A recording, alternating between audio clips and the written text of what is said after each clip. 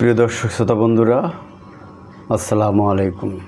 আজকে ব্যাংকিং নিয়ে একটু কথা বলতে চাই। ফার্স্ট সিকিউরিটি ইসলামী ব্যাংক, আমরা জানি এই ব্যাংকটা সহ ইসলামী ব্যাংক সহ 5টি ব্যাংক দখল করে নিয়েছিল ফ্যাসিবাদী হাসিনার অন্যতম দোসর শীর্ষ ব্যবসায়ী দেশের এস আলম। ফলে এই 5টি ব্যাংকের অবস্থা খুবই খারাপ। এর মধ্যে ফার্স্ট সিকিউরিটি ব্যাংকের অবস্থা সবচেয়ে খারাপ। গত 1 মাস যাবৎ আমি প্রায় নিয়মিত ব্যাংকটির কাজীপাড়া শাখায় যাই। সেখানে 1000 টাকার একটা চেক অনার হয় না, বাউন্স হয়ে যায়, কারণ ব্যাংকে টাকা নাই। কর্মচারীদের বেতন হয়ে আছে, কিন্তু তারা তুলতে পারছে না টাকা না থাকার কারণে।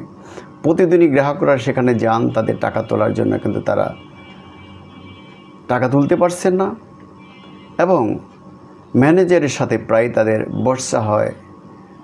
এবং এই ম্যানেজার যখন এই দুরবস্থায় পড়ে, অর্থাৎ গ্রাহকদের চাপের মুখে পড়ে, তখন অন্যান্য কর্মচারীরা ব্যাংকের তারা এসে তাকে উদ্ধার করার জন্য বাকযুদ্ধে লিপ্ত হয়।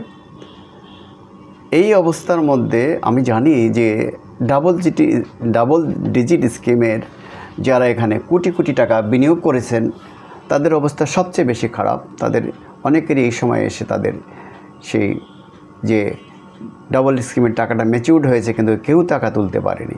একটি লোক টাকা তুলেছে এমন কোনো উদাহরণ নেই। ফলে তারা আবার ওই ব্যাংকেই মেয়াদে এমটিডিআর করতে বাধ্য হচ্ছে, কিন্তু তাতেও তাদের যে কিস্তির টাকা সেটা তারা তুলতে পারছে না, অর্থাৎ তাদের যে মাসিক যে ইন্টারেস্ট সেটা তারা তুলতে পারছে না। এদিকে আজকে কাজীপাড়া শাখায় এ ধরনের একটি ঘটনা। এক ভদ্রমহিলা আসলেন তার এই টাকা তোলার জন্য কিছু টাকা, কিন্তু ম্যানেজার সহ অন্যরা বলতে গেলে তাকে চেপে ধরলো এবং তাকে ফিরে যেতে বাধ্য হলো। অথচ ভদ্রমহিলা যথেষ্ট শক্ত কথা বলেছেন ম্যানেজারের রুমে। আমিও তখন ম্যানেজারের রুমে বসেছিলাম। আমার একটি এরকম ব্যাপার আছে।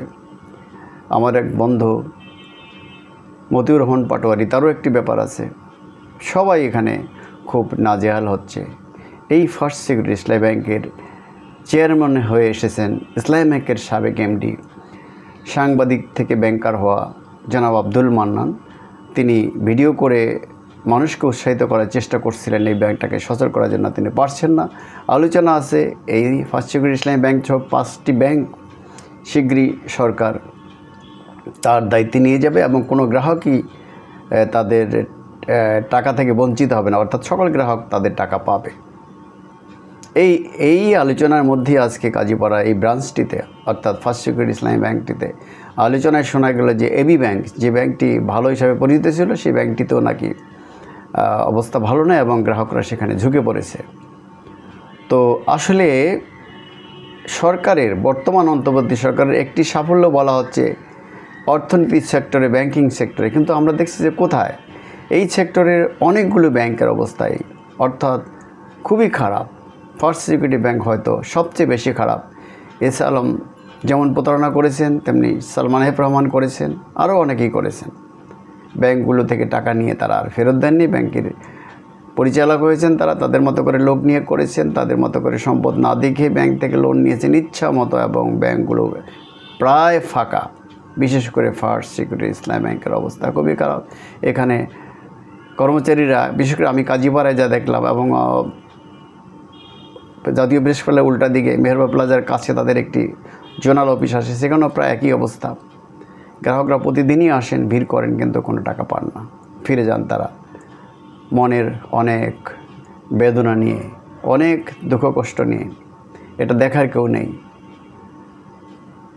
তো আমার এই আজকের অভিজ্ঞতাটা আমি আপনাদের সাথে শেয়ার করলাম। আমি কোনো ব্যাংকের খারাপ অবস্থা তুলে ধরার জন্য নয়, সরকার যাতে এগুলো হস্তক্ষেপ দ্রুত করে এবং গ্রাহকরা যাতে কোনোভাবেই বঞ্চিত না হয় সেই ব্যাপারে এই সরকার এবং ভবিষ্যতে শেষ যে সরকারটা আসবে সে সরকারও আন্তরিক হবে বলে আমি বিশ্বাস করি এবং আমরা বিশ্বাস করতে চাই।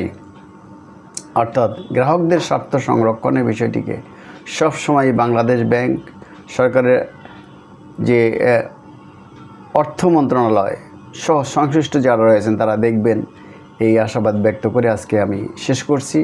ডিবেট উইথ রানা চ্যানেল এবং নিউ বাংলা টিভির পক্ষ থেকে আপনাদের স্বাগত জানাচ্ছি, শুভেচ্ছা জানাচ্ছি, এবং আমার এই দুটি চ্যানেলকে সাবস্ক্রাইব করার জন্য অনুরোধ জানাচ্ছি। খোদা হাফেজ, আসসালামু আলাইকুম।